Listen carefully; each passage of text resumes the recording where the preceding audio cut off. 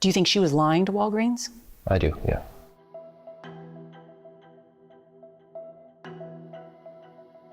Number 10, Nestlé baby formula scandal. Few corporate lies have been deadlier than this one. In the 1970s, Nestlé aggressively marketed infant formula in developing countries. Where a new market could be found, profit could be made. They claimed it was healthier and more modern than breastfeeding. Sales reps dressed as nurses and handed out free samples, persuading poor mothers to switch. But once the samples ran out, families had to buy expensive formula. Worse, in developing nations, they often had to mix it with unsafe water, stretching it too thin. Many of the communities targeted by Nestlé relied on dirty surface water that housed harmful bacteria. The results were catastrophic.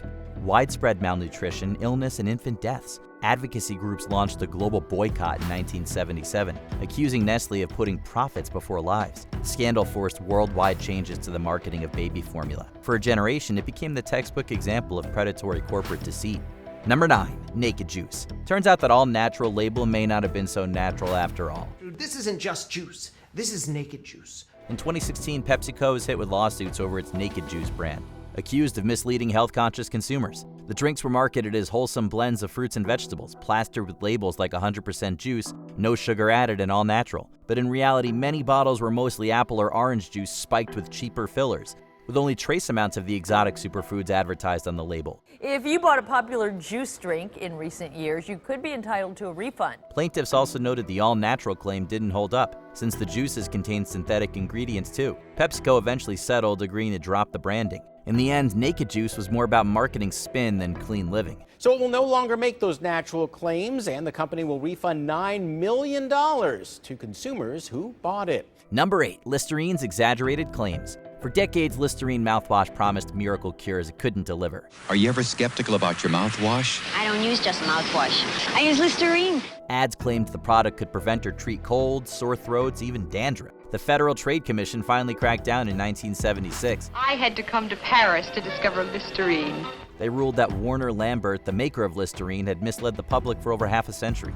In one of the most famous false advertising cases in history, the company was ordered to spend millions on corrective ads. They were finally forced to clear up their lies. The ruling was blunt: Listerine doesn't prevent colds, it just freshens your breath. The case set an important precedent, proving that even century-old household brands couldn't get away with ridiculous health claims. For whole mouth health, Listerine. Number 7, AT&T's unlimited data.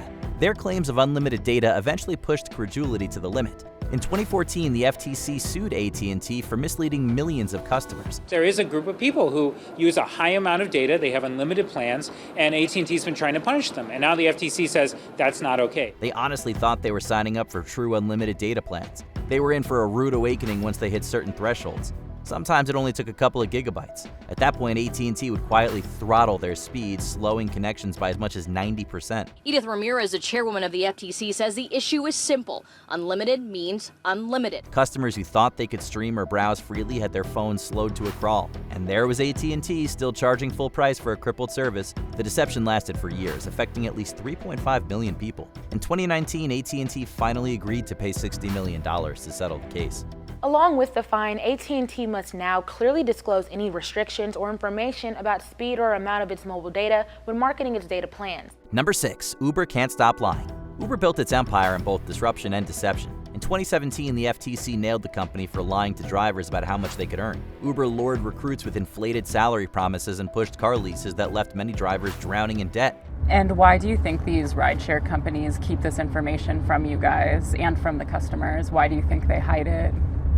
I think they hide it because we know how much they're charging these passengers and how much, if we knew any more than we already know, what we can demand for. That was bad enough. But while this was happening, the company had another scandal brewing. In 2016, hackers stole personal data from 57 million riders and drivers. Instead of disclosing the breach, Uber quietly paid the hackers $100,000 to keep it secret. Well, I don't know what's worse, the hack and the weak, sort of protections, or the fact that they hid this for a year. The cover-up later cost the company $148 million in fines, and its former chief security officer was convicted of hiding the incident. From drivers to customers, Uber's growth was built on broken trust. Rideshare apps like Uber and Lyft are dedicated to their bottom line. And if that means hiding just how much money they're taking from its drivers to avoid widespread backlash, or God forbid a strike, then that's what they'll do. Number 5, Enron. Once hailed as a corporate powerhouse, Enron became the ultimate cautionary tale. Only a few years ago, Enron was the nation's 7th largest corporation, valued at almost $70 billion. Pundits praised the company as a new business model. Its empire was a house of cards built on lies, greed, and creative accounting. The energy giant dazzled Wall Street with reports of soaring profits, but behind the numbers was a maze of hidden debts and sham partnerships masking billions in losses. What happened to all that money? It's gone. It's gone. Executives kept up the act until late 2001 when the company collapsed and $74 billion in shareholder value vanished. Overnight, thousands of employees lost their jobs and pensions. The peak, I had about $348,000, and I sold it all for $1,200. The scandal toppled Enron's leadership and destroyed its auditor, Arthur Andersen, once one of the world's largest accounting firms. In response, Congress passed the Sarbanes-Oxley Act. Enron cooked the books so thoroughly it burned the house down. I think the larger lesson was what Enron asked of its employees, which was ask why. And, you know, I didn't ask myself why enough. I didn't ask managers why enough. I didn't ask my colleagues why enough. Number 4, Big Oil misled public on climate science. It may seem obvious now, but oil companies were ready to burn the world down for profit. What you may not know is that they struck that bargain decades ago.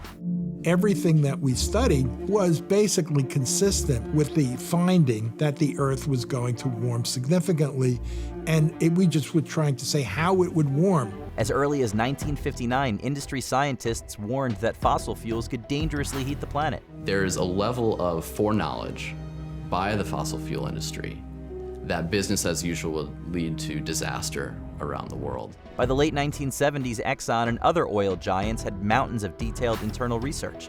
They knew rising CO2 levels, melting ice caps, and devastating climate impacts were on the horizon. But instead of warning the public, Big Oil buried the findings and doubled down on lobbying. In the 1980s and 1990s, they bankrolled think tanks and PR campaigns to cast doubt on climate science and stall regulation. They were arguing that I had purged all discussion of uncertainty from the document, which was patently untrue. A 2024 Senate report confirmed the industry misled the public for generations.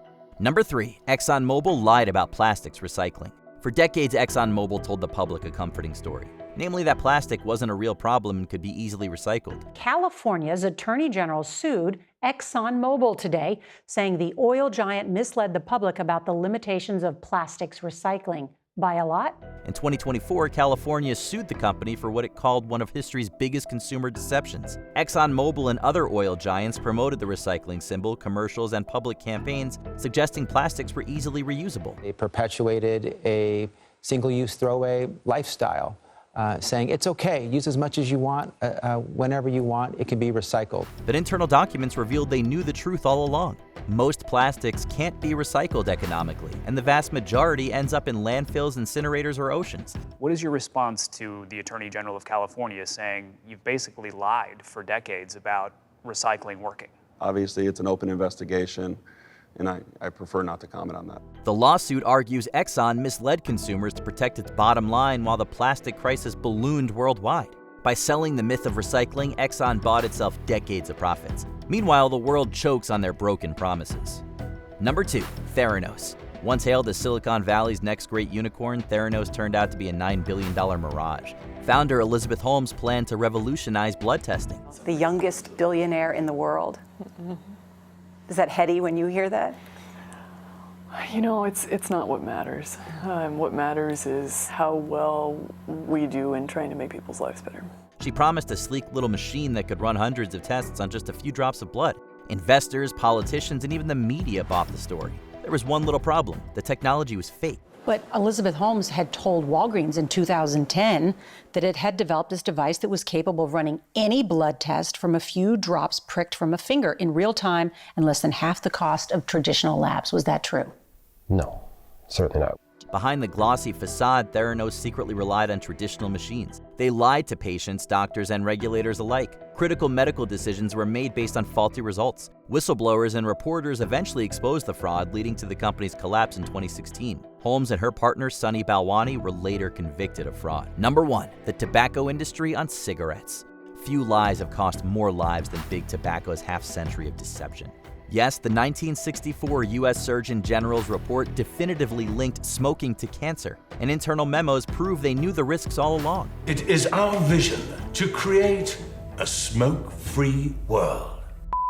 As we continue to make billions selling cigarettes around the world that kill more than 8 million people. But this only encouraged a bloody war on the battlefield of public opinion. They bankrolled junk science, hired PR firms, and pushed marketing that downplayed the dangers. For decades, they claimed smoking wasn't addictive while secretly engineering cigarettes to deliver more nicotine.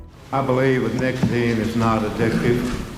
It took lawsuits in the 1990s and the 1998 Master Settlement Agreement to finally expose the conspiracy. This industry, in my opinion, is an industry who has perpetrated the biggest fraud on the American public in history. By then, millions of deaths could be traced to an industry that knowingly sold literal poison. All the while, they created cartoon camels to say, "Nothing to see here."